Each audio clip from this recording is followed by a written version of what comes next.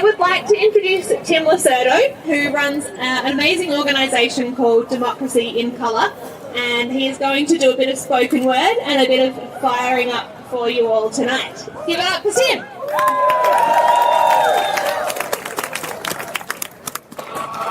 There are dire warnings that New South Wales will be hit by increasingly extreme weather. 2015 was the hottest year since climate records began. Figures show this July was the single hottest month in recorded history. Australia sweltered through its hottest spring on record. Climate change is now affecting every country on every continent. It's the rate that's of great concern. And what do you put that rate down to? Oh, it's human activity. We have everything we need. Some still doubt that we have the will to act. But I say the will to act is itself a renewable resource.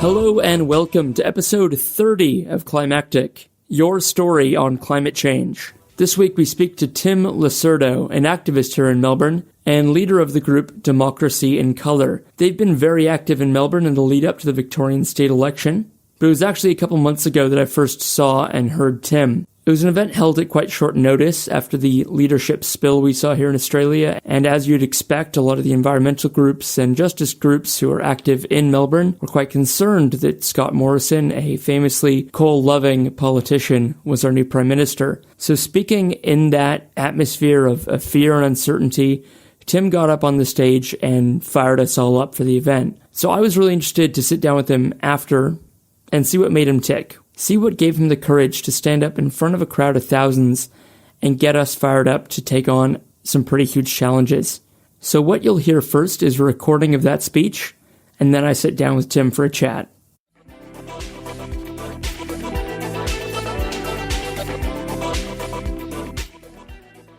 I'd like to acknowledge the traditional owners of the land in which we're on. I'd like to acknowledge that we are on stolen lands and that sovereignty was never ceded. I'd also like to acknowledge the violence that the coal lobby inflicts on this land, on our climate, disproportionately affects and impacts First Nations people. We're here today because we know that a better future is possible. But when our institutions incarcerate the highest number of Indigenous people on the planet, when there have been hundreds of black deaths in custody, when Indigenous kids are 10 times more likely to be taken into care than non-Indigenous kids, no future will be worth fighting for unless it centres the sovereignty and self-determination of First Nations people.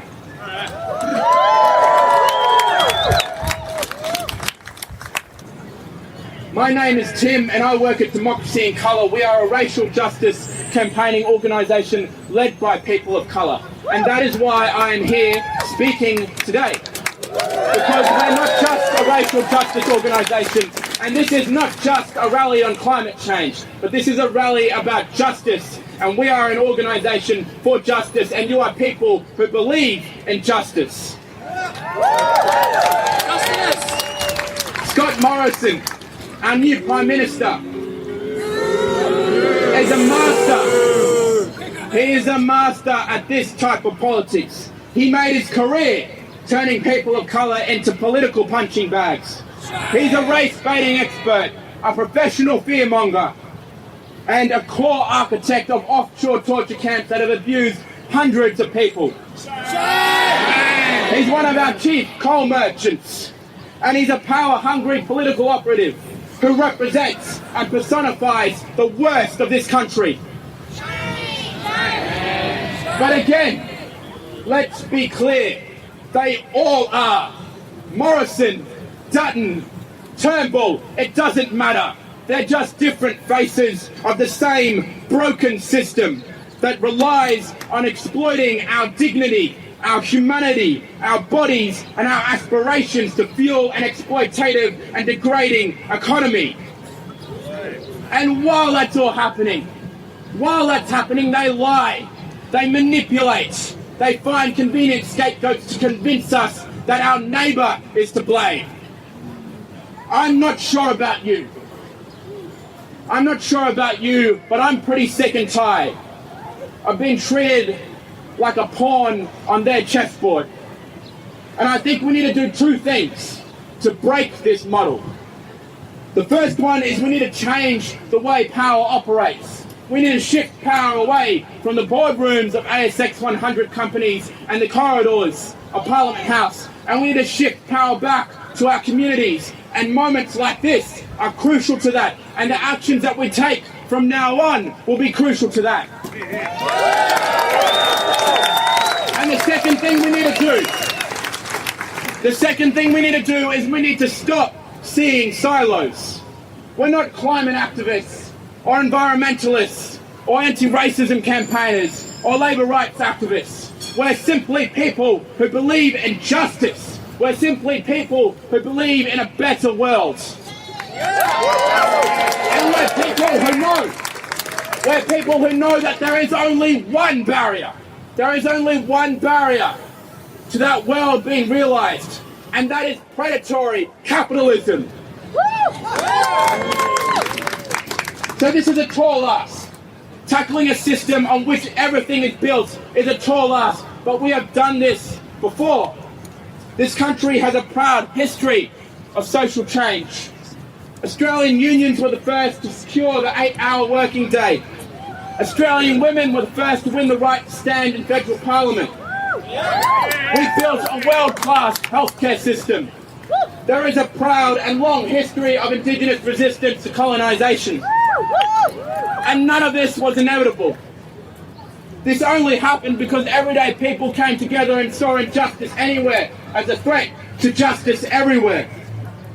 And it happened because people like you came to rallies like this and decided to take collective action because they knew, as you know, that our fates are bound.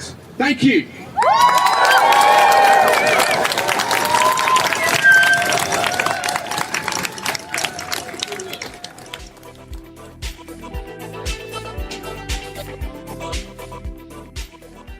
All right, Tim, so we're at the top level of Donkey Wheel House. I've never sat down with someone who had kind of done that at a rally before, at least that was my introduction to them.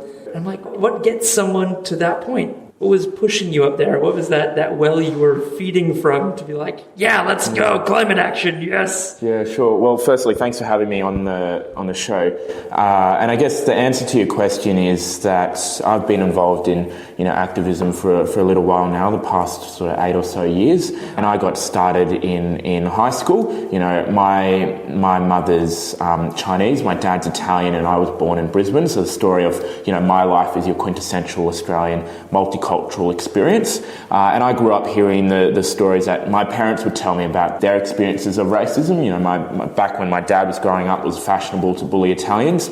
He got bullied because his parents couldn't speak English because of the type of food he brought to school. My mum, got bullied because she's visibly, different. All of the stereotypes that come with being Chinese, seeing her getting racially abused in public, all of those sorts of things. And then experiencing racism myself through high school. First name becomes Chink, go back to where you came from, becomes the weekly mantra of the playground. Fruits thrown at you from passing by cars, your house gets egged a couple of times. All of these different experiences add up to show you that people are prepared to treat you differently based off the colour of your skin. And I think growing up through high school, I experienced this particular type of pain.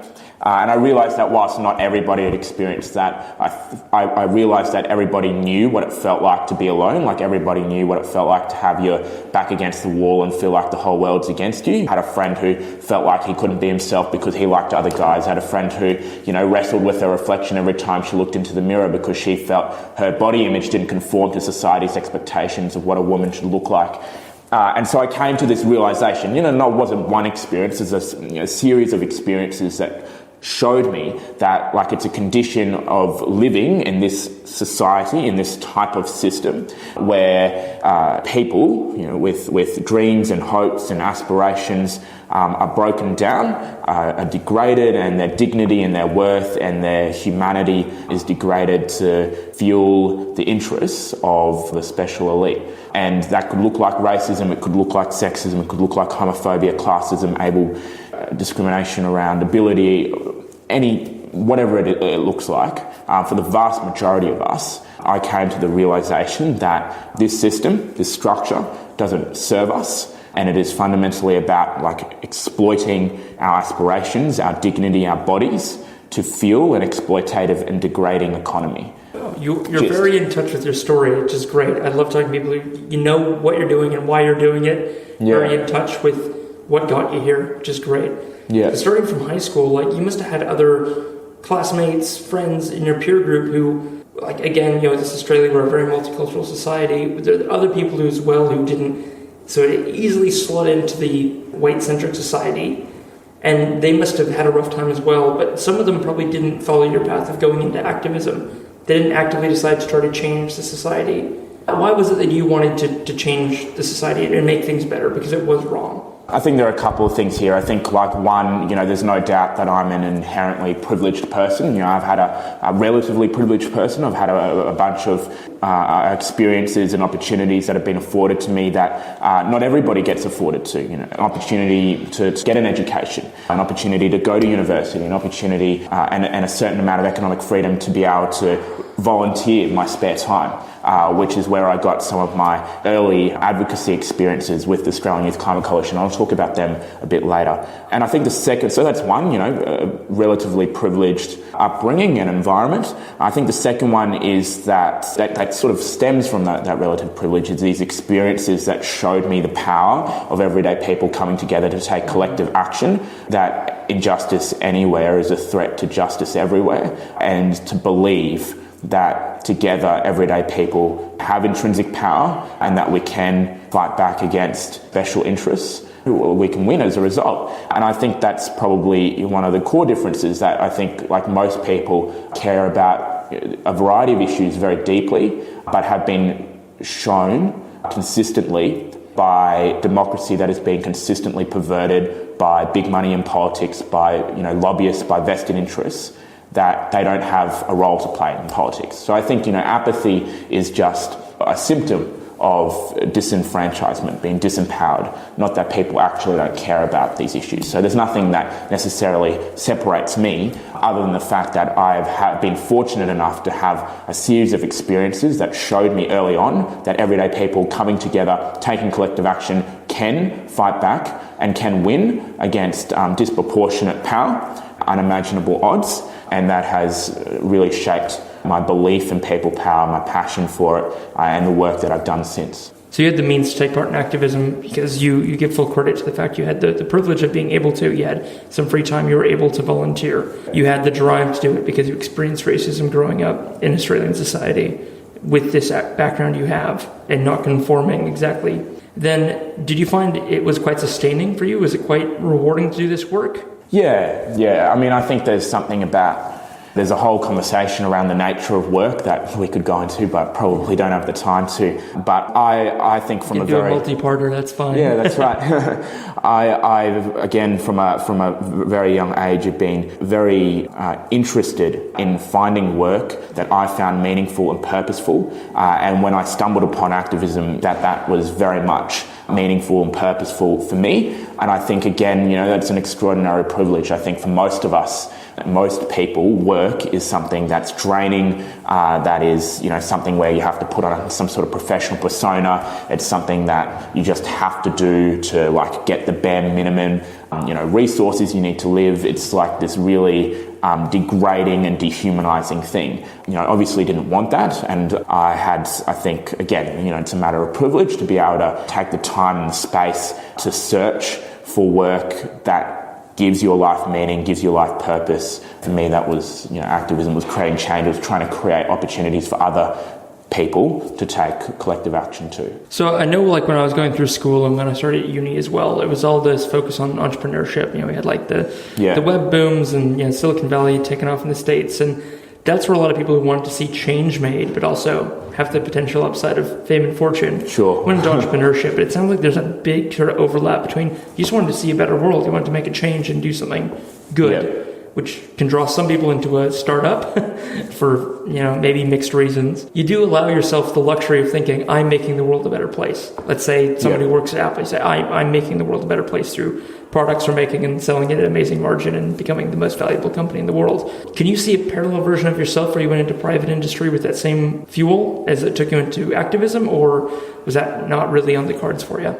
Yeah, I mean, I think there's probably a couple of points here. I mean, I think there's a point around whether I could see myself going into, some sort of social impact business, a social enterprise. And I think at one point, perhaps my theory of change would have permitted me to do that. I don't think it would now. I just believe that fundamentally the system is broken and that... And thereby to play in it corrupts anything you're trying to do within that system.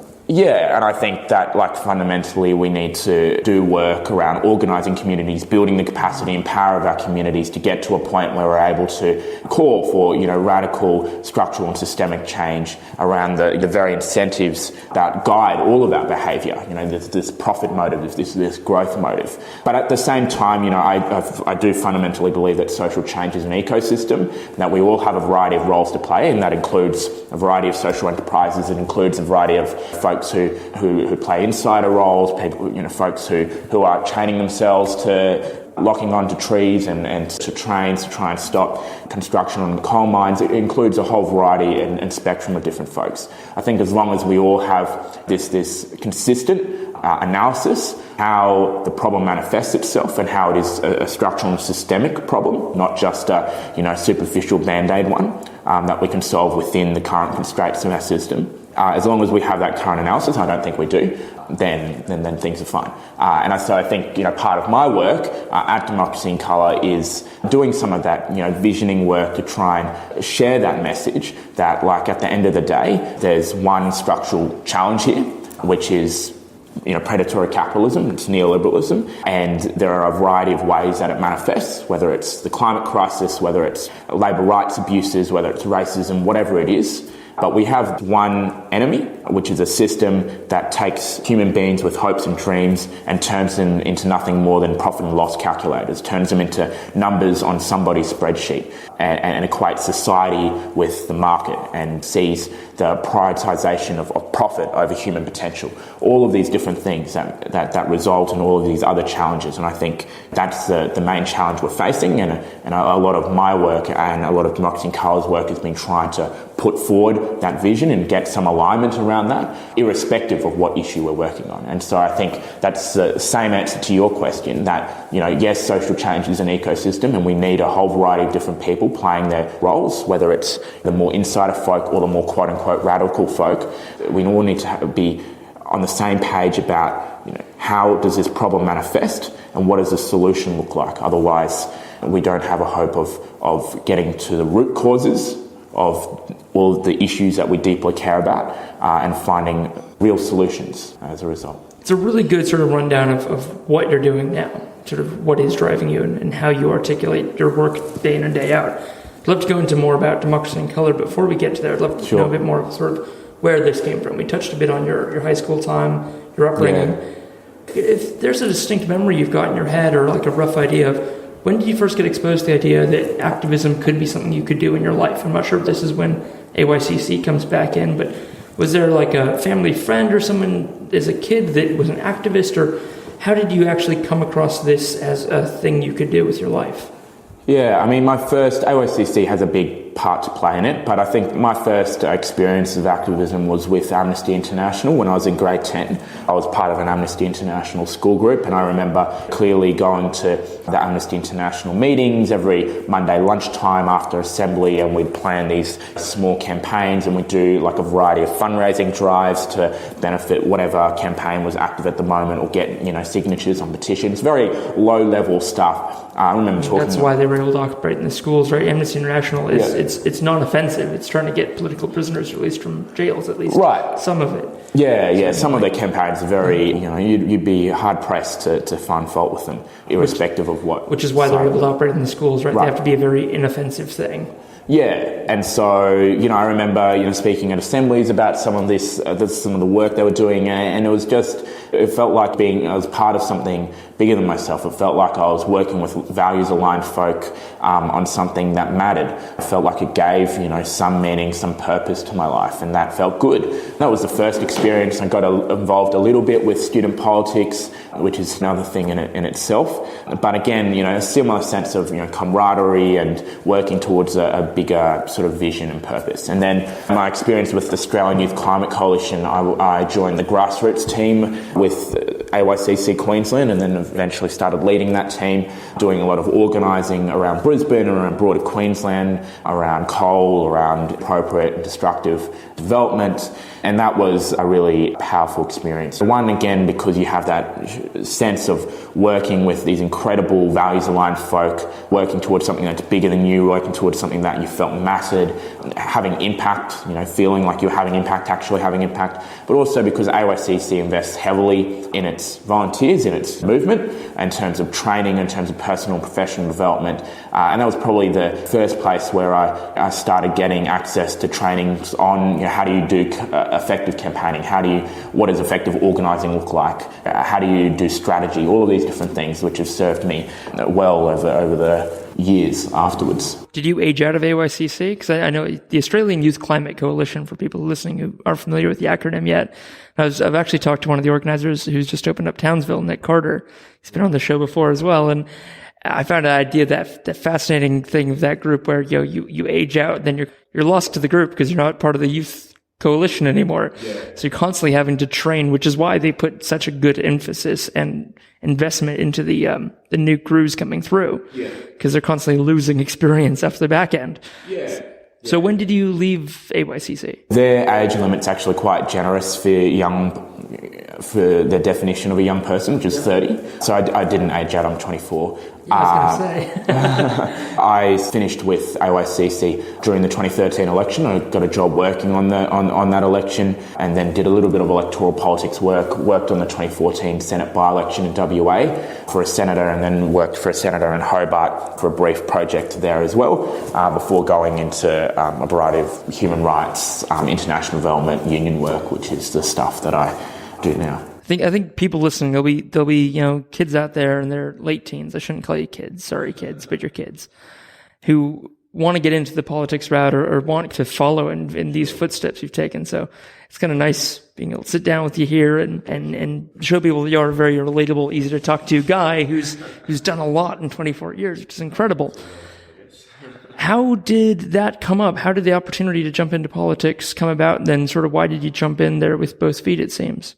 Well, that's the good thing about the Australian Youth Climate Coalition is that, if you look at any sort of politically engaged person, there are probably three main areas they've come from. One is student politics, two is the Australian Youth Climate Coalition, or three is Oak Tree, which is essentially like a version of AYCC but focused on international development, an international development organisation led by young people. They have a little bit more strict definition of young person. You've got to be under 27, but you come from one of those three areas, generally speaking. Maybe you come from another one, another big org is like UN Youth, but generally speaking, you're a politically active person, whether you're a staffer for a politician, whether you're a campaigner at an NGO, they're probably the three spaces you come from. And that's, the sort of the answer to your question around how did I get that first role, which was my first paid job in campaigning on the 2013 election, is that I had all of this experience from the Australian Youth Climate Coalition, from a variety of other volunteering experiences as well. I had all this training that they'd invested, and I had a belief, an intrinsic belief that they build in young people, that you don't need to have a degree to create change, that you don't need to be over 30 or an adult to create change, that like our generation will inherit the consequences of the decisions being made right now on a whole variety of issues, and climate change is particularly perverse intergenerational challenge. But on a whole variety of different issues, we're a generation that are going to inherit these consequences, and so we should be having a very powerful role in shaping the fight back against the policy discourse and the issue direction. So, I have that confidence that comes from that, I think. We've got kind of the highway map now. We've got AYCC into politics, and then what was between then and Democracy in Colour? Yeah, so after I finished working for those two senators, I moved to Bangalore in India and worked for Jhatkaa, which is the Indian equivalent of Getup. There are about, I don't know the exact number, probably 25, 30 Getup type organisations around the world. So by that I mean they're nation-based, opposed to like international digital advocacy organisations like Avaz or Some of Us. So they're nation-based, they're progressive, they're member-led, member-driven, they're digitally facilitated. I think they're probably the main characteristics. So, just like Getup, a lot of differences, but just like Getup, Jhatkaa was, a progressive organisation, had a certain number of values. It was multi-issue, so it campaigned on a whole variety of different things. Member-led, and that our decision-making, our strategy was shaped by, informed by our members. It was digitally facilitated predominantly. The main tools were email and mobile. Mobile is a big campaigning tool in a country like India, where you've got about, I can't remember what it is right now, but it's probably quite low, around 10% internet penetration. And yeah, it was a fantastic experience. How did this opportunity come up? What took a young Italian-Chinese man who grew up in Brisbane to Bangalore, India? It's like the IT center of India. That's right. Yeah, it's the Silicon Valley of India. Well, look, the thing that brought me there was Jhatkaa was a startup at that point. I think it was a couple of years old at that point, and they didn't really there wasn't really any other organisation doing that type of campaigning in that country at that time. Obviously there's a long and rich history of great, grassroots and institutional campaigning, and big organisations like Greenpeace and Amnesty, etc., have presences there. It's within the culture of India. Yeah, that's right. But not that type of email-oriented, digital-first type campaigning. And the closest equivalent would have been Change.org, which has a presence there. But again, it's not the same, because Change.org is more a platform than a political advocacy, organisation with a set of values progressive values that drive it. It was like a pretty much agnostic technology platform for doing petitions. Yeah, for enabling everyday folk to create change, whatever that looks like to them. And so they were looking for someone who had that sort of background, that sort of like email campaigning, the sort of Getup of ours, some of us type email structure and campaigning and digital experience. And I had some of that. And so they, were hiring for this role that was about setting up early strategy, setting up early campaigns, getting early wins, building momentum, basically setting up the infrastructure for the organisation, helping train the team that was there. And that's what I was doing. Fantastic. We've had so much nice things to say about other groups. I've learned so much from this. Thank you, Tim. Yeah, no worries. So have you got any left for the people you're currently working with now, the group you're spending Democracy in Colour, yes, I can say some stuff about that. So let's take it from the top, because I only know that you guys are a racial justice movement for people of colour, by people of colour. Sure. That's it. So I'll start at the beginning. Democracy in Colour is a racial justice organisation led by people of colour. We do two main things. So the first thing we do is a lot of campaigning around structural racism. The second thing we do is leadership development, capacity building work to strengthen the political voice of communities of colour. We're, not interested in reinventing the wheel. So very much we were set up to address three gaps that we saw in the space. The first gap being that, most work that happens in this space is service delivery, education, welfare type work. That work's obviously important, but it's not, like we said earlier, social change is an ecosystem, and there was a core actor that was missing, which was that campaigning work. So we set Democracy in Colour up to be a campaigning outfit. The second gap was that we wanted to create more opportunities for impacted communities to run and win on the issues that matter to them. In essence, we wanted to create a racial justice organisation that was led by people who experience racial injustice. And so Democracy in Colour is an organisation that is entirely led by people of colour. And, we've got a team of 40 incredible campaigners of colour around the country. And the third gap was that we wanted to tackle racism from a more structural perspective. So not just treating this issue as this isolated, siloed thing over in the corner, but seeing it as a symptom of a broader broken system that seeks to capitalise on the pain it creates, to weaponise our differences, to use communities of colour as this convenient scapegoat to get us to shout at each other, point the finger of blame at each other, as opposed to pointing the finger of blame at the broken rules and the billionaire oligarchs who manipulate us, who lie to us, who do whatever it takes, really, to prop up a system that works for them and vested interests at the expense of the opportunity and dignity of everyone else. So that's the 2-minute summary. That's a powerful synopsis of a group. That's fantastic. So what are you doing with them? As in my role there, I'm the national director, so I mainly do fundraising, partnerships and strategy work. You're very busy, of course, of a week. Oh, well, look, I have a great time. Very good.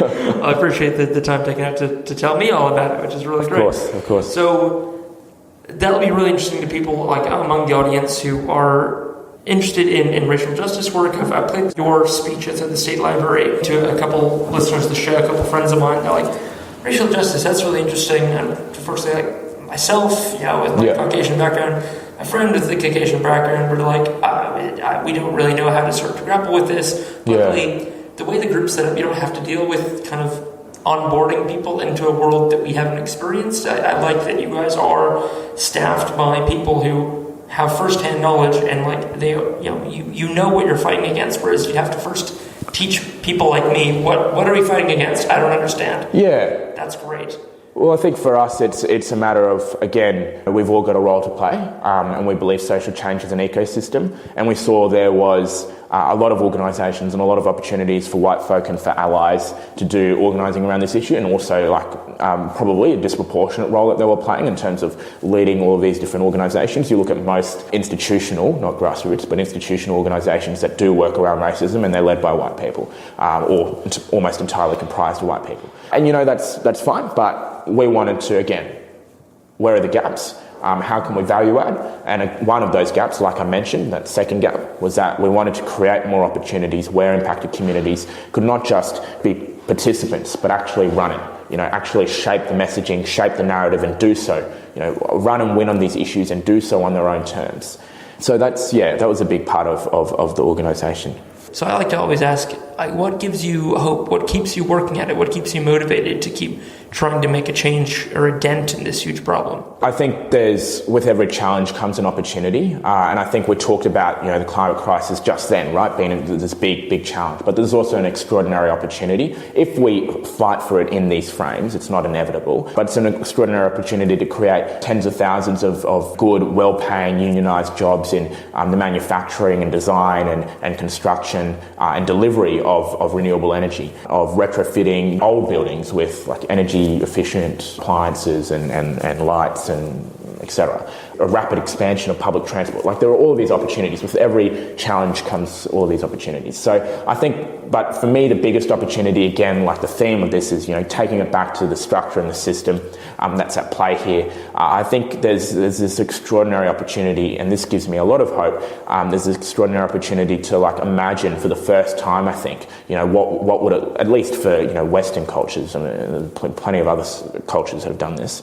Imagine what does it look like to build a system that prioritises the maximisation, of human potential over profit, that maximises collective, gain over short-term self-interest, that sees the unit of the community as the prime unit as opposed to the individual, that sees a balance between people and planet. I feel like there's just so much sadness. The core emotion almost of, or the core emotions of our current system of predatory capitalism are probably shame and guilt, dehumanisation. I think we every day, there are 100 different instances where we're dehumanised, whether it's at work, whether it's on public transport, getting to work, going from work, whether it's at home, whether it's looking on the TV. There's these dozens of different examples where you're dehumanised as a person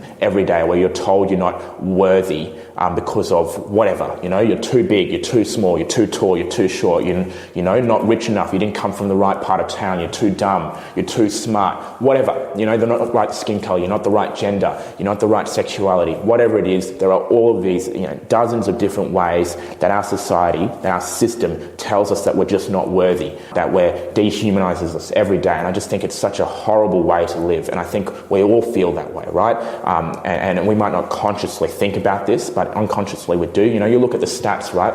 Almost half of all Australians will experience some form of mental illness over their lifetime. That's a crisis, right? We've got a crisis of anxiety, we've got a crisis of depression, we've got a crisis of mental health issues. And this is not an accident. It's not accidental. It's constructed by the environment that we live in. I just think it's just so sad. Our lives are just so collectively sad. And the opportunity to build something, to build a society and a system that saw value in us, in a human being, because they're human. That's it. You're worthwhile. You've got dignity. You've got value and you've got worth because you're a human that sees people as people first, right? Not defines their worth by like how much capital they can create, or how much value they can bring to an economy, but just sees them as like worthy because they're human, because of all the intrinsic potential that comes with that. I think the solution, like, only if we look at it in a structural perspective. It's not inevitable, but if we look at climate change being actually a symptom of capitalism, if we look at it in those perspectives, and if we look at like how this current system is actually fundamentally incompatible with life itself, then it provides us with an extraordinary opportunity to start to reimagine what does a society that sees people as people, what does that look like? What does it look like to bring dignity back to our lives, to bring humanity and intrinsic worth and value back to our lives? And I think that's an extraordinarily exciting conversation to have. There's so much beauty in humans and our lives, so much untapped beauty that can be tapped if we work towards it. Because I don't really know how to end it from there, I'm just going to go out on that note from Tim. That was beautiful. Thank you so much for your time, Tim. It was a pleasure. Thanks for having me. I appreciate it.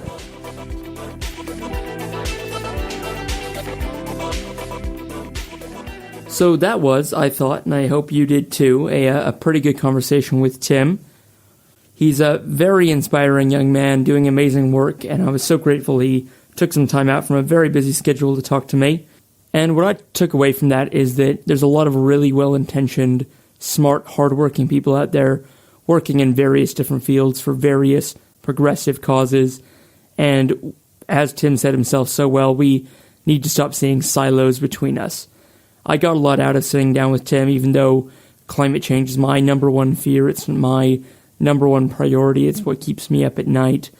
But what Tim's working on is also very important, and he's completely right that we have an opportunity now to make the kind of world we want, to reshape a lot of power structures that have been unequal and unfair for a lot of people for a long time. So I thought it was a very good chat to bring to you guys, to let you know what other people are working on in this space, and also to let you know that if you are someone who's working in the climate space right now, but you really connected with what Tim said, and that's a movement where you feel a lot of kinship, then it's okay to go and work on that as well. We do need to move the ball forward on a lot of different fronts right now. And whether you're volunteering at an environmental group right now or thinking of getting involved, but do feel a call to get involved in racial justice or other progressive issues, then go where your heart is and spend your time in the way that'll feel the best to you. We've got a lot of work to do, and we don't need anybody burning out. So take care of yourself and pursue your passion, just like Tim has. Thank you so much on behalf of the whole Climactic team for listening. On behalf of Rich Bowden, Climactic co-founder, producer Caleb Fidecaro, designer Abigail Hawkins, composer Greg Grossi, special guest Tim Lo Surdo, and senior advisor Gretchen Miller, and for me, Mark Spencer, I'd like to say thank you so much for your time, and hope you tune in again next week.